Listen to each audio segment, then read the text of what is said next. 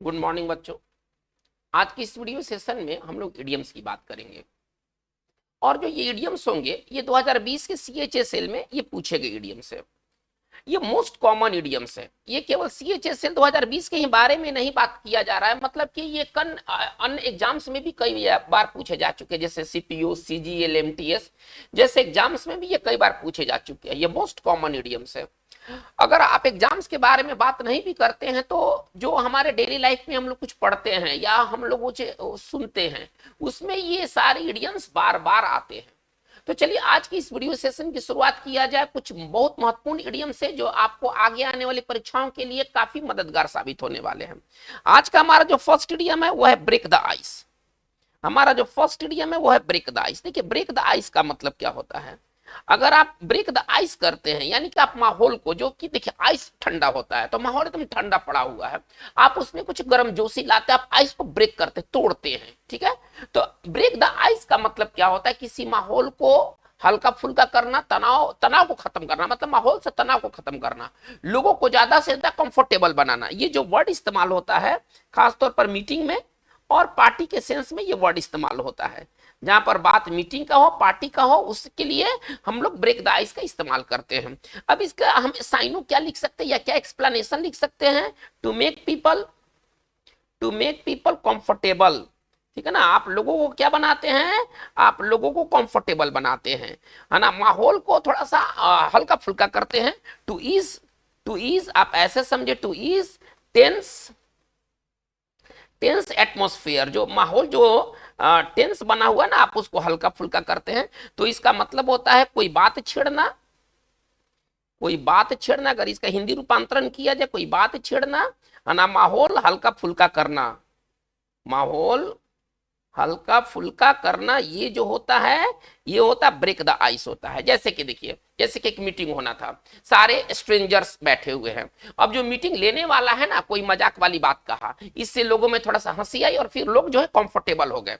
इसी बात को कहना है कि उसने, है ना, माहौल को हल्का फुल्का करने के लिए कोई मजाक कहा। हम कैसे लिख सकते हैं, देखिए तो he told a few jokes, he told a few jokes, ठीक है ना, to break the ice, to break the ice. चलिए अब थोड़ा सा इस चीज को समझ लिया जाए, ये ब्रेक द आइस क्या है। चलिए, उसने कुछ फ्यू जोक्स कहा, क्या करने के लिए, है ना, माहौल को हल्का फुल्का बनाने के लिए। तो अगर आप माहौल को हल्का फुल्का बनाते हैं, उसे लोगों को ईज करते हैं जो जो टेंस अवस्था में है, तो आप ब्रेक द आइस करते हैं। बहुत इंपॉर्टेंट इडियम है ब्रेक द आइस। चलिए हम लोग अगले इडियम की बात करते हैं। हमारा अगला जो इडियम है वो भी काफी इंपॉर्टेंट होने वाले हैं।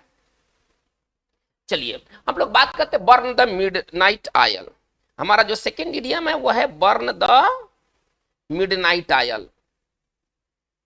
चलिए, बर्न द मिडनाइट आयल का मतलब क्या होता है, आप आधी रात को तेल जलाते हैं। इसका मतलब है कि आप देर रात तक काम करते हैं या देर रात तक आप पढ़ते हैं, ठीक है ना। तो देर रात तक काम करना, देर रात तक पढ़ना, इसके लिए है burn the midnight oil. To work, है ना, late into night, late into the night, आप ऐसे समझे। वर्क या पढ़ाई के सेंस में भी आ सकता है। देर रात तक पढ़ना, देर रात तक काम करना, इसका मतलब होता है कि बर्न द मिडनाइट आयल, आप आधी रात को तेल जलाते हैं। तो इसका मतलब है देर रात तक, देर रात तक पढ़ना या काम करना। चलिए, अगर कोई व्यक्ति अगर बर्न द मिडनाइट आयल करता है, तो जैसे कि जब परीक्षा नजदीक आती है तो स्टूडेंट क्या करते हैं, मोस्ट ऑफ स्टूडेंट क्या करते हैं, देर रात तक पढ़ते हैं। हमको ऐसा लिखना है, ठीक है ना। हम लिख सकते हैं when it comes to, when it comes to appearing in exam, when it comes to appearing in the exam, जब एग्जाम में अपीयर होने की बारी आती है, ठीक है ना। Most of students, most of students, ठीक है ना। चलिए, burn the midnight oil, burn the midnight oil. चलिए, जब एग्जाम्स में अपीयर होने की बारी आती है, क्या कहा गया है कि जब एग्जाम्स में अपीयर होने की बारी आती है, अधिकांश स्टूडेंट क्या करते हैं, देर रात तक पढ़ते हैं। चलिए, हमको कहना है ना कि कोई व्यक्ति देर रात तक काम करने का आदी है, हम कह सकते हैं कि वो आदमी बर्न द मिडनाइट आयल करता है। यानी कि यदि कोई व्यक्ति यदि बर्न द मिडनाइट आयल करता है, यानी कि वो देर रात तक काम करता है, देर रात तक पढ़ता है। चलिए, अब हमारा जो नेक्स्ट इडियम है वो भी बहुत इंपॉर्टेंट इडियम है। नंबर हम लोग थर्ड की ओर मूव करते हैं। चलिए, by the skin of, by the skin of teeth. चलिए, ये बहुत इंपॉर्टेंट इडियम है, by the skin of one's teeth, या टीथ भी कह सकते हैं। इसका मतलब होता है बाल बाल, बहुत मुश्किल से, नैरोली। यदि कोई चीज अगर bye the skin of teeth करते हैं, है ना, आप यहाँ वंस लगा सकते हैं, यहाँ पर कोई प्रोनाउन का आप इस्तेमाल कर सकते हैं। तो bye the skin of teeth का मतलब क्या होता है ना, कि आप बाल बाल उस काम को कर पाते हैं, मतलब बहुत मुश्किल से उस काम को कर पाते हैं। इसके लिए सिनोनिम्स क्या हो जाएंगे, नैरोली, नैरोली, ओनली, जस्ट, इसका ये एक सिनोनिम्स हो गया। और इसको अगर सिंपल अगर हिंदी कहें तो बहुत मुश्किल से, बाल बाल, ठीक है ना। चलिए, बहुत कम मार्जिन से, बहुत कम अंतर से ना, हम बहुत मुश्किल से, या इसको तोड़कर लिख सकते हैं बहुत कम अंतर से, बहुत कम अंतर से। ये है आपका bye the skin of teeth. चलिए, जैसे कि देखिए, टीम तो टूर्नामेंट जीत लिया, लेकिन बहुत कम अंतर से जीता, हमको ऐसे कहना है। चाहे कोई व्यक्ति टूर्नामेंट जीत लिया, कोई व्यक्ति मतलब फाइनल जीत लिया, गोल्ड मेडल जीत लिया, कुछ भी कर लिया, लेकिन बहुत कम अंतर से, हमको ऐसे कहना है। लिख सकते हैं ही वॉन द रेस। चलिए, कोई व्यक्ति ना रेस जीता, but by the skin, but by the skin of his teeth. चलिए, ये ऑफ आप समझिए, ऑफ हिज टीथ।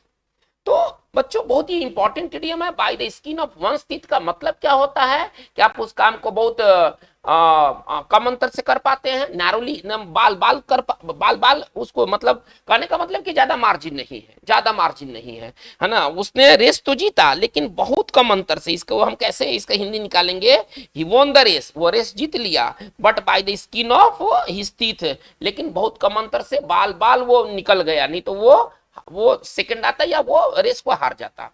चलिए, अब हमारा अगला जो इडियम है वो भी बहुत इंपॉर्टेंट इडियम है। चलिए, नंबर 4 में हम आते हैं, कुक बुक्स। देखिए, कुक बुक्स का मतलब क्या होता है, अगर आप बुक को कुक करते हैं, इसका मतलब क्या होता है, इसका मतलब होता है कि आप आंकड़े को ना आप इधर उधर करते हैं, आप आंकड़े में ना फेरबदल करते गलत तरीके से। तो हम इसके लिए क्या साइनो लिख सकते हैं, टू टेम्पर। देखिए, टेम्पर का मतलब होता है किसी चीज के साथ छेड़खानी करना, या हम ऐसे लिख सकते हैं टू चेंज फिगर्स, फिगर्स का मतलब आंकड़ा, टू चेंज फिगर्स इलीगली, ठीक है ना, टू चेंज फिगर्स इलीगली। इसका मतलब होता है आंकड़े इधर उधर करना, आंकड़े इधर उधर करना। अगर आप आंकड़े इधर उधर करते हैं तो आप क्या करते हैं, कुक बुक्स करते हैं। जैसे कि देखिए, अकाउंटेंट पर आरोप है कि उसने आंकड़े इधर उधर किया है, हमको ऐसा कहना है, ठीक है। हम इसको कैसे लिखेंगे, द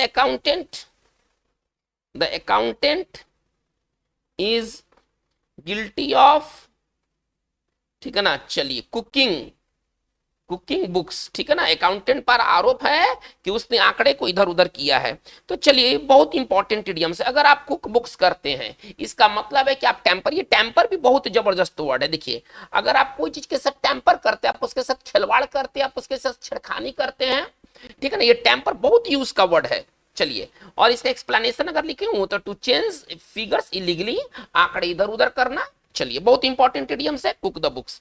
हम बात को हम लोग आगे लेके बढ़ते हैं, नंबर 5। ये बहुत इंपॉर्टेंट इडियम्स है, cost and arm and leg, cost and arm and a leg. देखिए, आपने क्या गंवाया, क्या खर्च किया, आपने बाहा और लेग। इडियम्स है ना, इडियम्स में क्या हम देखते हैं, सामूहिक अर्थ निकलता है। इडियम्स में ना अलग अलग वर्ड लेके नहीं चला जाता है। तो अगर to cost and arm and leg का मतलब क्या हुआ कि आप बहुत ज्यादा पैसा खर्च करते हैं, कोई चीज को करने में ना बहुत ज्यादा पैसा खर्च करते हैं। हम इसको लिख सकते हैं to cost a lot of money, to cost a lot of money, आप बहुत ज्यादा पैसा खर्च करते हैं। चलिए, बहुत ज्यादा पैसा खर्च करना, ये होता है cost and arm and leg. चलिए, अगर हमको कहना है कि उसने घर खरीदने में काफी पैसा पे किया, तो उसने क्या किया, cost and arm and leg. चलिए, आप यहां से बिल्कुल समझ सकते हैं, ये इडियम्स में कोई परेशानी नहीं है और आपको अच्छा से याद आ जाएगा। आपने अपना हाथ गंवाया, आप अपने पैर गंवाया, यानी कि काफी पैसा आपने खर्च किया। चलिए, अब हम बात को हम लोग आगे लेके चलते हैं, नंबर 6। हमारा इडियम्स नंबर 6 है, जो कि बहुत इंपॉर्टेंट है। देखिए, कट कॉर्नर्स। कट कॉर्नर्स का मतलब क्या होता है, अगर आप कोई चीज को कट कॉर्नर्स करते हैं तो आप चीज को जैसे तैसे करते हैं, हड़बड़ी में करते हैं, नियम कानून को फॉलो नहीं करते हैं। तो हम लिख सकते हैं क्या, टू डू हैस्टिली। टू डू हैस्टिली मतलब कि जल्दी में करना, आप ऐसे समझे, शीघ्रता से करना, जैसे तैसे करना, किसी काम को, किसी काम को तेजी से, किसी काम को तेजी से जैसे तैसे करना,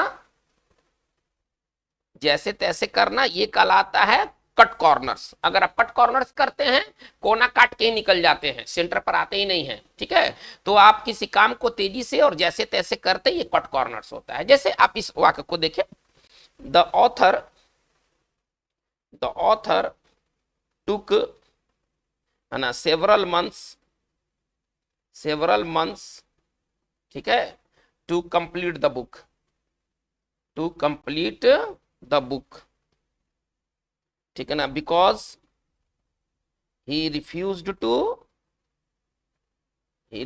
टू कट कॉर्नर्स। चलिए आप इससे क्या, आप इसका हिंदी रूपांतरण करते हैं। चलिए थोड़ा सा इसका हिंदी वर्जन देखा जाए।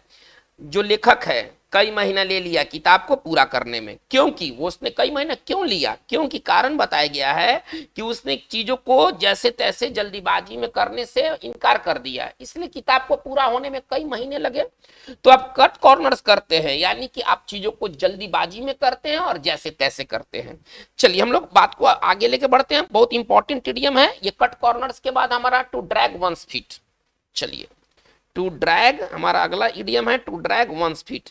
आप अपना पैर घसीटते हैं, नहीं, आप अपना पैर घसीटते हैं, इसका मतलब है कि किसी चीज को करने में आप टाल मटोल करते हैं, ठीक है ना। अगर आप ड्रैग वंस फीट करते हैं तो आप टाल मटोल करते हैं, आप उसको अभी नहीं करते हैं, उसको आप भविष्य के लिए छोड़ देते हैं। टाल मटोल करना, इसका सरल अगर हिंदी कहें तो टाल मटोल करना। और इसके लिए बहुत बढ़िया सिनोनिम्स है, प्रोक्रेस्टिनेट। देखिए अगर आप कोई चीज को प्रोक्रेस्टिनेट करते हैं, थोड़ा ध्यान दिया जाए यहां पर, अगर आप कोई चीज को प्रोक्रेस्टिनेट करते हैं यानी कि आप उसको करने में टाल मटोल करते हैं, देर से करते हैं, विलंब करते हैं, ठीक है ना। टू पुट ऑफ, चलिए एक है स्थगित करना या टाल मटोल करना, इसका अगर सरल हिंदी कहें तो टाल मटोल करना। टाल मटोल करना ये होता है, ठीक है ना, ड्रैग वंस फीट। चलिए जैसे कि बहुत सारे लोग टैक्स को पे करने में क्या करते हैं, सुविधा लेने के लिए तो आगे रहते हैं, लेकिन जो सरकार का जो टैक्स है उसको पे करने में वो क्या करते हैं, ड्रैग देयर फीट करते हैं, ठीक है ना। हम क्या लिख सकते हैं, देखिए तो most of people drag their feet, drag their feet, ठीक है ना। चलिए अबाउट, माना पेइंग टैक्सेस, अबाउट पेइंग, ये वाई समझा जाए, अबाउट पेइंग टैक्सेस, इसका हिंदी क्या निकलेगा, इसका हिंदी ये निकलेगा कि अधिकांश लोग, most of people drag their feet, देखिए वंस के जगह पर पीपल की वजह से देयर आ गया, most of people drag their feet about paying taxes, यानी कि टैक्स को चुकाने में वो टाल मटोल करते हैं। ये सभी लोगों के साथ ऐसी बातें हैं। चलिए हम लोग आगे बात को देखते हैं, नंबर हम लोग 8 की ओर आते हैं, बहुत इंपॉर्टेंट इडियम है, ए डाइम ए डोजेन।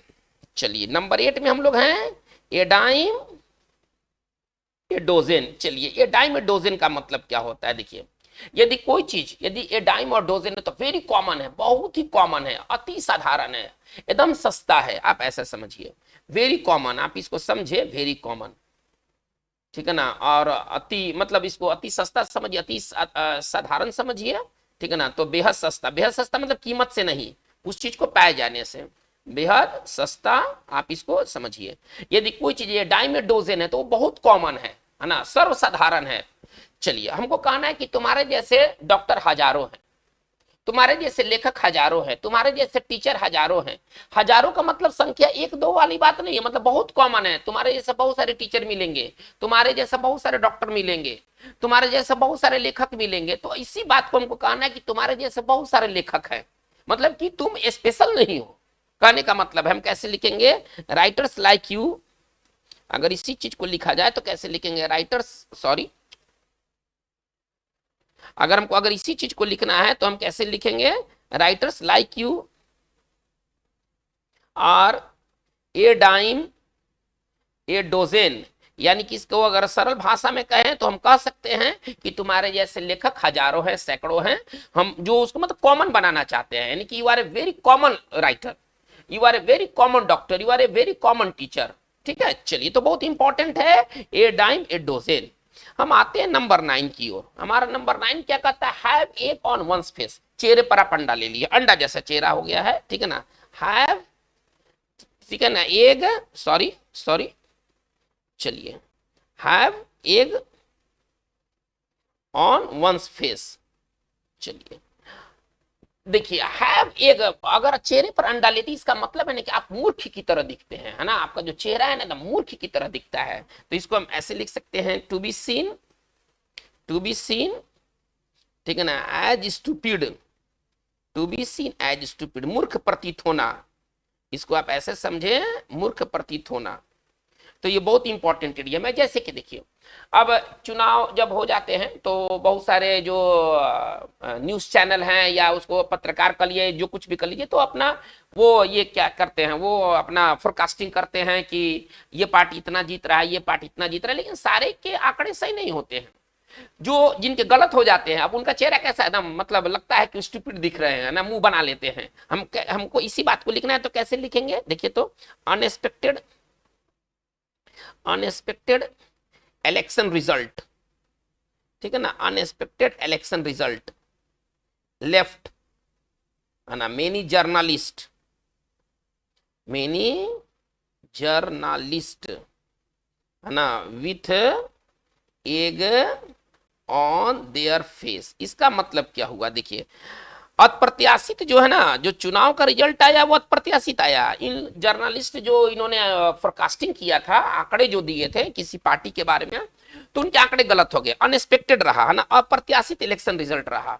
इसने क्या कर दिया, इसने जो जर्नलिस्ट थे उनको मूर्ख, अब इलेक्शन रिजल्ट अनएक्सपेक्टेड रहा, लोगों ने कुछ और टारगेट किया था, कुछ और अनुमान लगाया था, कुछ और फोरकास्टिंग किया था, लेकिन रिजल्ट तो वैसा नहीं रहा। वो कैसे दिखते चलेंगे, अब उनसे बात कीजिएगा तो मूर्ख की तरह, स्टूपिड की तरह नजर आएंगे।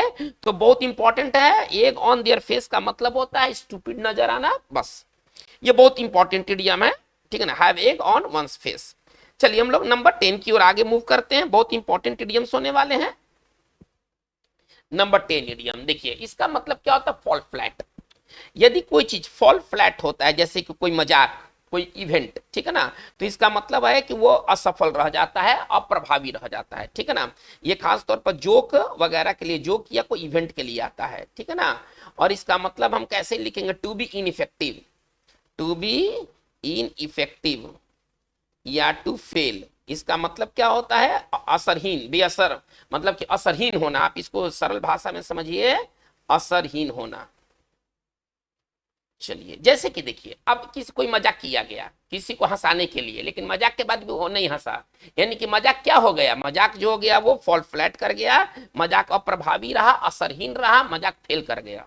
हम कैसे लिखेंगे, देखिए तो, the jokes intended to, intended to please her, ठीक है ना, चलिए, है ना, फेल फ्लैट, फॉल का पास्ट टेंस हो गया फेल, है ना, फेल फ्लैट। इसका हिंदी क्या निकलेगा, चलिए, जो जोक जो किया गया था उसका इरादा क्या था, उसको खुश करने का। जो जोक किया गया ना, तो किसी महिला को खुश करने के लिए किया गया, लेकिन जोक के बावजूद भी महिला खुश न हुई, प्रसन्न नहीं हुई, तो वो क्या हो गया, वो जो जोक है ना, वो फॉल का फेल फ्लैट हो गया। मतलब कि जोक जो हो गया वो इनइफेक्टिव रह गया, कोई काम नहीं किया, बेअसर रह गया। तो बहुत इंपॉर्टेंट इडियम है फॉल फ्लैट। यदि कोई मजाक, कोई इवेंट, कोई कहानी डिफॉल्ट फ्लैट करता है, यानी कि वो अपना रिजल्ट नहीं दे पाता है। चलिए हम लोग 11 की ओर आगे बढ़ते हैं, बहुत इंपॉर्टेंट इडियम है। ये सारी सीएचएसएल 2020 के पूछे गए इडियम्स है, और ये केवल सीएचएसएल की बात नहीं है, ये जितने भी आने वाले एग्जाम्स है उसके लिए ये मोस्ट कॉमन ये इडियम्स है। चलिए हम लोग 11 में चलते हैं, go to the dogs. Go to the dogs, go to the dogs का मतलब क्या होता है, बर्बाद की स्थिति में चले जाना, है ना, बर्बादी की स्थिति में चले जाना। To get into, to get into a bad condition या बैड स्टेट, ठीक है ना। और इसको आप समझते हैं कि दुर्दिन, दुर्दिन होना किसी चीज का ना, खराब अवस्था में चले जाना, खराब अवस्था में चले जाना, ये होता है गो टू डॉक्स। चलिए जैसे कि आप इस वाक्य को देखें, the company, the company has gone to the dogs, gone to the dogs since new director, since new director took over. चलिए इसका हिंदी क्या निकलेगा, चलिए इसका हिंदी थोड़ा सा समझा जाए। The company has gone into the dogs, यानी कि कंपनी जो है वो बुरी स्थिति में चली गई है जब से नया डायरेक्टर ने पदभार संभाला है। तो अगर कोई चीज यदि गो टू डॉक्स जाता है, इसका मतलब है कि वो बेहद ही खराब स्थिति में चला जाता है। चलिए हम आगे बढ़ते हैं। हमारा जो नंबर 12 की अगर हम बात करते हैं तो हमारा मिलता है ग्रे एरिया। चलिए नंबर हमारा 12 है। ये ग्रे एरिया भाई क्या होता है, देखिए ग्रे एरिया एक ऐसा एरिया होता है ना जो कि अभी तय तफा नहीं होता है, उसमें कुछ ना कुछ डाउट है। यदि कोई मैटर यदि ग्रे एरिया है, इसका मतलब है कि उस पर अभी विवाद किया जा सकता है, वो क्वेश्चन के लिए ओपन है, आप इसको विवादित समझ लीजिए। जैसे कि रिजर्वेशन क्या है, रिजर्वेशन आज भी ग्रे एरिया है। जो रिजर्वेशन के लिए हकदार नहीं है वो भी रिजर्वेशन ले रहे हैं, जिनको रिजर्वेशन चाहिए उनको रिजर्वेशन मिल नहीं रहा है। तो आज भी ये क्या एक विवादित इशू है ना। तो चलिए ग्रे एरिया का मतलब क्या होता है, हम लिख सकते हैं ओपन टू क्वेश्चन। अगर इसको अगर तोड़ के लिखा जाए तो कोई मैटर यदि ग्रे एरिया है यानी कि ओपन टू क्वेश्चन है, वो डिस्प्यूटेबल है, उस पर विवाद किया जा सकता है, ठीक है ना। वैसा है ना चीज जिसमें नियम कानून स्पष्ट नहीं है ना, नियम कानून स्पष्ट नहीं है, स्पष्ट नहीं है, वो कहलाता है ग्रे एरिया। तो बहुत इंपॉर्टेंट एरिया में ग्रे एरिया। चलिए हम लोग नंबर 13 की ओर मूव करते हैं। चलिए फॉर गुड, देखिए फॉर गुड का मतलब क्या होता है, बहुत अच्छा ये इडियम है। फॉर गुड सदा के लिए है ना, परमानेंटली। यदि कोई चीज फॉर गुड होता है यानी कि वो चीज सदा के लिए होता है। तो इसके लिए अगर हम सिनोनिम्स लिखना चाहें तो परमानेंटली, ठीक है ना, सदा के लिए। जैसे कि देखिए उसने सदा के लिए अपना गांव छोड़ दिया, हमको ऐसा कहना है, ठीक है ना, उसने सदा के लिए अपना गांव छोड़ दिया। इसको कैसे लिखा जा सकता है, he left his village, he left his village for good, ठीक है ना। ये इसका मतलब ये नहीं कि अच्छा के लिए, सदा के लिए। ये इडियम का यही मतलब होता है। इडियम में हम ना अलग अलग नहीं लेते हैं वर्ड। अगर फॉर गुड को अगर हम ऐसे देखें तो इसका मतलब अच्छाई के लिए, लेकिन ये अच्छाई का सेंस नहीं है ना। फॉर गुड एक इडियम है और इसको ना हम लोग सामूहिक रूप से लेते हैं। तो कोई चीज यदि फॉर गुड है इसका मतलब है कि वो परमानेंटली है, सदा के लिए है। चलिए तो बहुत इंपॉर्टेंट इडियम है ये फॉर गुड। नंबर हम लोग आते हैं 14 की तरफ। चलिए करके हार्ड नट टू क्रैक, हमारा अगला जो है वो है a hard nut to crack. Hard nut to crack का मतलब क्या होता है, एक ऐसा चीज जिसको हल कर पाना कठिन हो, टेढ़ी खीर। आप ऐसा समझिए टेढ़ी खीर का अंग्रेजी यही है, a hard nut to crack. इतना नट कड़ा है कि उसको क्रैक करना मुश्किल है, तोड़ पाना मुश्किल है, ठीक है ना। तो इसको आप समझिए कि ए प्रॉब्लम, ठीक है ना, या a person difficult to deal with, है ना, डिफिकल्ट टू डील विथ।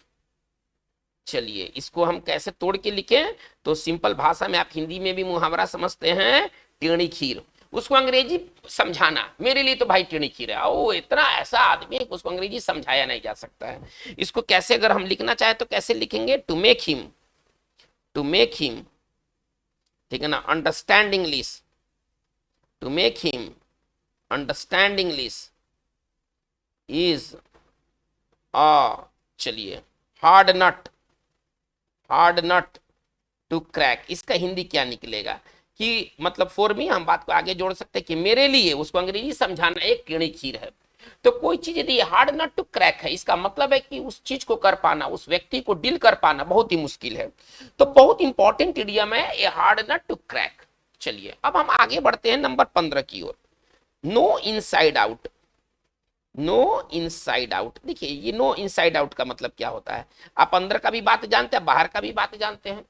तो नो इनसाइड आउट का मतलब क्या होता है कि किसी चीज को पूरी तरह से जानना। अगर आप किसी चीज को पूरी तरह से जानते हैं तो आप नो इनसाइड आउट करते हैं, टू नो थॉरली। कैसे इसको तोड़ के लिखेंगे, टू नो थॉरली, थॉरली मतलब पूरी तरह से, है ना, थॉरली। चलिए पूरी तरह से जानना, पूरी तरह से जानना ये होता है, ठीक है ना, नो इनसाइड आउट। जैसे कि कोई व्यक्ति सिस्टम को अच्छी तरह से जानता है, समझता है, हमको ऐसे कहना है कि कोई व्यक्ति है किसी सिस्टम को अच्छी तरह से जानता है, समझता है, ठीक है। इसको अगर लिखा जाए तो कैसे लिखेंगे, ही, ठीक है ना, knows the system, he knows the system inside out, मतलब कि वो अंदर का भी चीज जानता है और बाहर का भी चीज जानता है, यानी कि वो टोटली जानता है, वो सब कुछ जानता है, थॉरली जानता है। चलिए अब हम आगे बढ़ते, लीन पैच। लीन पैच क्या होता है, बहुत इंपॉर्टेंट इडियम। देखिए किसी का भी ना एक खराब दौर होता है, किसी व्यक्ति का, किसी चीज का ना एक पीरियड होता है फॉल का, डिक्लाइन का, उस पीरियड को कहते हैं लीन पैच। लीन पैच को कैसे तोड़ के लिखेंगे, ए पीरियड ऑफ डिक्लाइन या फॉल, ठीक है ना। और इसको आप समझिए कि कठिन दौर, मुश्किल भरा समय, मुश्किल भरा समय, ठीक है ना। चलिए जैसे कि अभी कांग्रेस पार्टी की क्या स्थिति, कांग्रेस पार्टी राज दर राज हारते जा रही है। आज वो एक कठिन दौर से गुजर रही है, हर पॉलिटिकल पार्टी के साथ ऐसा होता है। चलिए हम कैसे लिख सकते हैं, the Congress is passing through it's, चलिए ठीक है ना, लीन patch, passing through it's lean patch. चलिए लीन पैच का अपोजिट क्या होगा, एक अच्छा समय भी आता है ना, एक अच्छा समय भी आता है जिसमें कि आपका जो सक्सेसफुल आपका समय होता है, आप कुछ भी करते हैं तो वो सक्सेसफुल निकल जाता है, तो इसका अपोजिट क्या होगा, पर्पल पैच। लीन पैच का अपोजिट क्या हो जाएगा, पर्पल पैच। बहुत इंपॉर्टेंट ये इडियम, ठीक है ना। इसको हम कैसे लिख सकते हैं, ए पीरियड ऑफ सक्सेस, नहीं, अरे डिक्लाइन का अपोजिट क्या हो जाएगा, डिक्लाइन या फॉल का अपोजिट क्या हो जाएगा, ए पीरियड ऑफ सक्सेस, ठीक है ना। जो सफलता का जो समय होता है ना, वो कहलाता है पर्पल पैच। चलिए हम लोग आगे लेके चलते हैं, तो ये बहुत इंपॉर्टेंट है लीन पैच। यदि कोई चीज लीन पैच है, यानी कि वो डिक्लाइन का फेज से गुजर रहा है, फॉल के फेज से गुजर रहा है, मुसीबत के समय से गुजर रहा है। चलिए नंबर 17 में आते हैं, ये बहुत इंपॉर्टेंट इडियम है, निडिल इन ए हे स्टैक, निडिल इन, ठीक है ना, ए हे स्टैक। इसका मतलब क्या हुआ, देखिए इसका मतलब हे स्टैक का मतलब होता है पुआल का टाल लगा हुआ है, आप ऐसा समझिए, बहुत सारे पुआल है, उसमें एक सुई खोजना है, और पुआल में सुई खोजा जा सकता है, बहुत ही मुश्किल भरा काम को कहते हैं, ठीक है ना, निडिल इन ए हे स्टैक। मतलब कि आप ऐसा समझिए कि बहुत मुश्किल भरा काम जो होता है ना, वो होता है कि एक हे स्टैक में से आपको एक निडिल खोजना है, ठीक है ना। चलिए तो इसको हम कह सकते हैं टू डू, है ना, टू डू, है ना, समथिंग इम्पॉसिबल, समथिंग डिफिकल्ट या इम्पॉसिबल को, चलिए इसका मतलब होता है कठिन कार्य करना। ये निडिल इन हे स्टैक का मतलब क्या होता है कि आप जो है ना सुई खोजते हैं बहुत बड़े पुआर के टाल में। अब जैसे कि देखिए एक लड़का भूल गया है, अब वो, इसका मतलब है कि अब एक लड़का भूल गया एक बहुत बड़े शहर में जहां पर केवल क्राउडेड सिटी है, उसमें से एक भूले हुए बच्चे को खोजना, कैसे खोजना है, मानो कि आप एक पुआल के टाल में आप एक सुई खोज रहे हैं, हमको कैसे लिखेंगे इसको कि searching, searching the missing child, searching the missing child, ठीक है ना, इन ए क्राउडेड टाउन, ठीक है ना, इज, है ना, ए, चलिए इसको थोड़ा सा सुधार दिया जाए। चलिए कह रहा है क्या कि सर्चिंग, है ना, the missing child in A crowded town is like a needle, ठीक है ना, in A hey stack, in A hey stack. चलिए हम लोग 18 नंबर की ओर आते हैं, बहुत इंपॉर्टेंट इडियम्स है, रैंक एंड फाइल। हमारा अगला जो इडियम है वो क्या है, रैंक एंड फाइल। देखिए रैंक एंड फाइल का मतलब क्या होता है, आम जनता जो होती है ना वो रैंक एंड फाइल होती है ना, कॉमन पीपल, आप इसको समझे, कॉमन पीपल। चलिए सर्वसाधारण या आम लोगों को कहते हैं रैंक एंड फाइल। चलिए हम लोग नंबर 18 की ओर, सॉरी नंबर 19 की ओर आते हैं।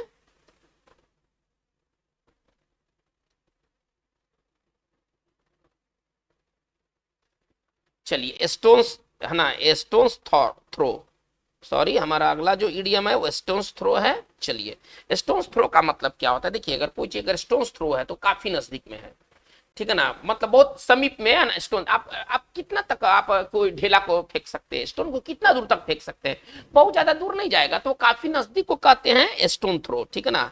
वेरी मतलब नियर, वेरी क्लोज को कहते हैं स्टोन थ्रो, ठीक है ना, काफी नजदीक, काफी नजदीक, ये होता है आपका स्टोन थ्रो, ठीक है ना। जैसे कि आप ये वाक्य से आप इसको समझ सकते हैं, ही लिव्स, ठीक है ना, स्टोन्स थ्रो है ना फ्रॉम हियर। चलिए इसका हिंदी क्या निकलेगा कि वो यहाँ से काफी नजदीकी रहता है, ठीक है ना, किसी व्यक्ति के बारे में कहा गया है कि वो यहाँ से काफी नजदीक रहता है। चलिए हम लोग इस वीडियो सेशन का लास्ट इडियम देखा जाए, ऑन टेंटर हुक्स। चलिए ऑन टेंटर हुक्स का क्या मतलब है, देखिए यदि कोई व्यक्ति अगर ऑन टेंटर हुक्स है यानी कि वह असमंजस की स्थिति में, बेचैनी की स्थिति में है, ठीक है ना, in a state of anxiety या in a state of suspense, in a state of suspense, पता नहीं क्या होने वाला है, ठीक है ना, आप एंग्सियस दिखते हैं, चिंतित दिखते हैं, तो चिंतित अवस्था को कहते हैं ऑन टेंटर हुक, चिंतित अवस्था को कहते हैं या बेचैन। जैसे कि देखिए रिजल्ट आना बाकी था, शेष एक सप्ताह रह गए थे, ठीक है ना, एक सप्ताह शेष रह गए थे, पता नहीं क्या होगा, दिमाग में यही चल रहा था, पूरे सप्ताह दिमाग में यही चल रहा था, पता नहीं पास होंगे फेल होंगे। तो ये व्यक्ति जो था ना, ये पूरी तरह से बेचैन था अपने रिजल्ट के बारे में, ठीक है। तो ऑन द टेंटर हुक, अगर कोई व्यक्ति अगर ऑन टेंटर हुक्स है यानी कि वो सस्पेंस की अवस्था में है, वो एंग्सियस है। चलिए हम लिख सकते हैं क्या, देखिए तो आई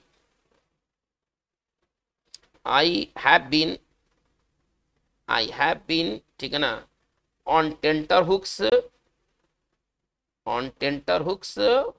ठीक है ना, 4 डेज। चलिए मैं कई दिनों से सस्पेंस की अवस्था में हूं, ठीक है ना, बेचैनी की अवस्था में हूं, ठीक है ना, I have been on tenterhooks 4 days to know, ठीक है ना, to know about my result, to know about my result, अपने रिजल्ट के बारे में जानने के लिए।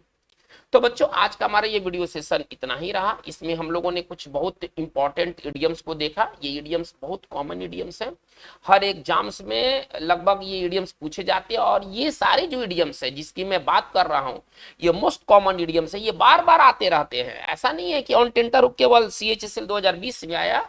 अगर ऑन टेंटर हुक्स को अगर पूरा अगर आप इसका हिस्ट्री टाइमलाइन देख लेंगे तो पता चलेगा कि 10 बार ये इडियम्स पूछे जा चुके हैं। इसमें प्रत्येक इडियम्स 10 बार से 12 बार से 15 बार तक पूछे गए हैं, तो ये मोस्ट कॉमन इडियम्स है। तो चलिए आज की बात हमारा इतना ही है, लेकिन आपका ये वीडियो का सिलसिला जारी रहेगा। आप US वर्चुअल कैंपस से बने रहें।